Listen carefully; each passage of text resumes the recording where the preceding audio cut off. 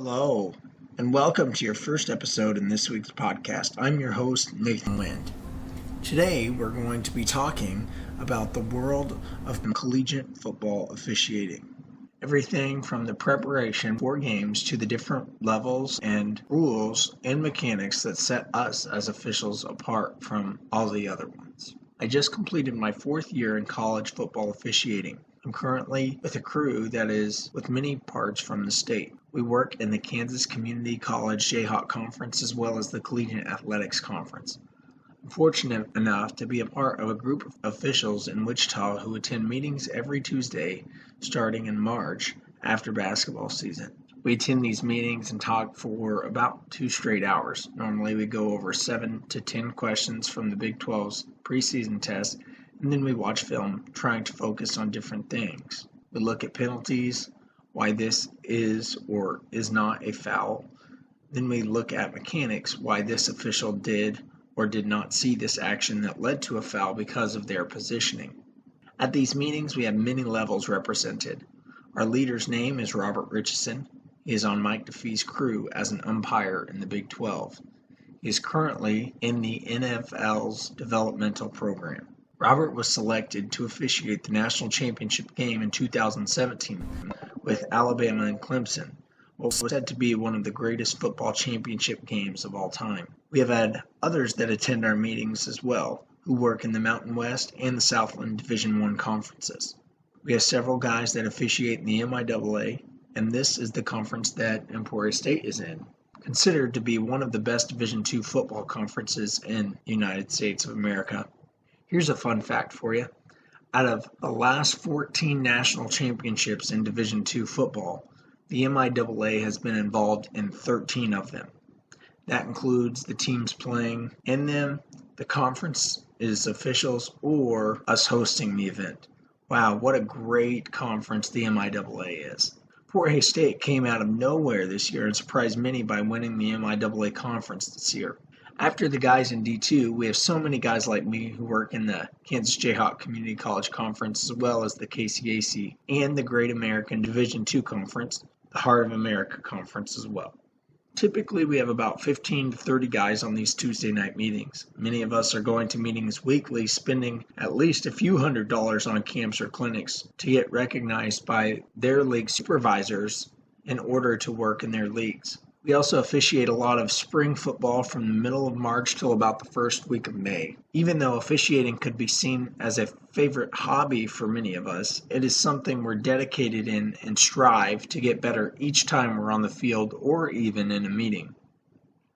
Speaking of camps and clinics, we were able to go to a camp this year where 6 of the 8 guys that ref the national championship came down for it. We also had Walt Anderson, the head of officials for the Big 12, who is also an NFL white hat. Phil Laurie, the head of officials for the MIAA, who was the official who worked the 2005 USC versus Texas game, official that signaled touchdown on Vince Young's last touchdown to win the game. You know, it's so cool to be able to meet these guys. As I mentioned earlier, Walt Anderson is also a head referee in the NFL and wears the white hat. His number is 66. Jared Phillips is another guy that came out of the woodwork and is now in the NFL. This guy is one of the coolest guys you'll ever meet. This is a hilarious meme as everyone on the internet is making fun of his haircut. If only they knew the guy. He's such a class act and used to be a middle school teacher and could kick your butt on any given day if needed. This guy lost over 80 pounds to go from a high school official straight to the MIAA and then to a Division I official, and now he's in the NFL. He currently quit teaching so that he could be in the NFL. Wow, have you heard enough of me yet? So let's start the preparation. In Division I, they are required to be there the night before many times. They have made travel arrangements on flights because many times different crews, different crewmates are coming from all across the United States. In our case, in the Kansas Jayhawk Community College Conference and on the KCAC games, we normally show up about 3 hours before game time on site. This is typical of the Division I officials too. They are just having meetings, dinners, and things like that the night before. For the first hour, we complete a thorough pregame that normally includes the white hat. The referee has sent out a beforehand itinerary. Then we start getting dressed and still talking about football and really life. It's really the camaraderie that is built among officials that is something that is truly awesome. That, in my opinion, is different in football than it is in basketball. In basketball, you're an individual traveling different places. In football, you get to travel with the same guys every week, working every week with the same group of guys and going to battle with them, always being the bad guys. There's something to be said about that. This year, for 13 weeks straight, a member from our crew drove from Fort Smith, Arkansas every single Saturday. Many times he'd get home at midnight from his previous game and back on the road again from 3 to 5 a.m. to get to our game site 3 hours before. I think his shortest trip this year was 4.5 hours, and his longest was 8 hours to western Kansas. From where he's at, he could have made it to the beach in 8 hours, but instead he chose to go to Garden City, Kansas. We show up onto the field. We check the legality of the uniforms, the field, introduce ourselves to the coaches, and police anything that needs to be. We try to develop a relationship with players before the game starts so really they can begin to trust us. Our white hat knows the quarterback's name, our umpire knows the center's name, and things like that. We often do this in our pregame before we even get out onto the field.